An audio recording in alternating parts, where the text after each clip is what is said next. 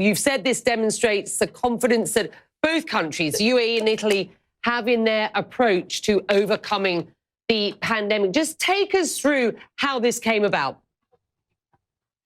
Well, we had a series of conference calls last week, Becky, with the management of various Italian airports. And one thing that was evident right from the beginning is that we were entirely aligned in our desire to kickstart travel. And of course, as the Northern Hemisphere summer starts to get going, of course, it gets very hot here in the UAE. And in 2019, something like 660,000 point-to-point journeys happened between Italy and the UAE, and more than 2.2 million transit and point-to-point journeys happened between the two countries. So it's a very important development, and I'm so pleased that we're celebrating Italian National Day tomorrow, with services starting to Milan, Malpensa, Rome, Fiumicino, and then in July to Venice. It's a simple procedure. You just have a PCR test before you join your flight in Dubai or Abu Dhabi. And then on arrival in Italy, there's a very quick antigen test on arrival. Then for whatever travel reason, you're good to go and roam around those wonderful sites throughout Italy. Well, one of the big remaining questions is when the UAE might be taken off the UK's red list of banned countries for international travel. The UK is a huge market for travellers to Dubai. The next update on its traffic light system is Thursday this week. Do you have any confidence the UK will take the UAE off that red list?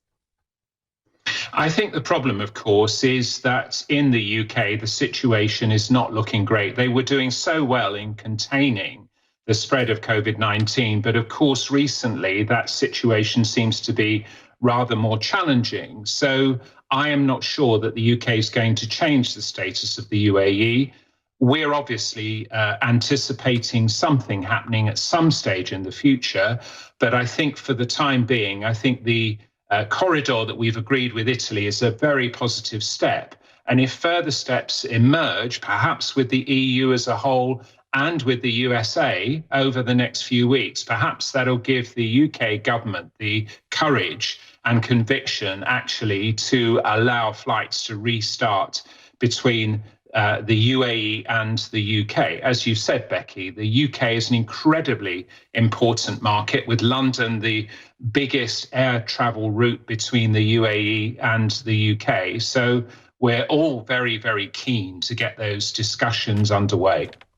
You talk about the EU and the US. You have been urging other countries to follow the lead of the Italians and the UAE in getting this travel corridor together. So who do you expect to be next, Paul?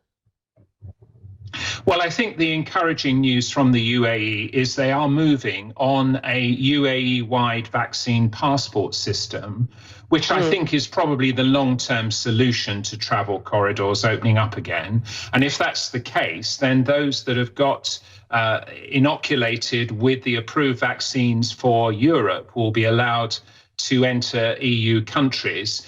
And I know there's a similar system underway in the US, and those digital systems should enable people to travel without having any problems at the airport, because of course testing works, but it does require quite a lot of capacity for testing at the arrival airport. The vaccine passport system doesn't require a physical check, so it's a more efficient way of traveling.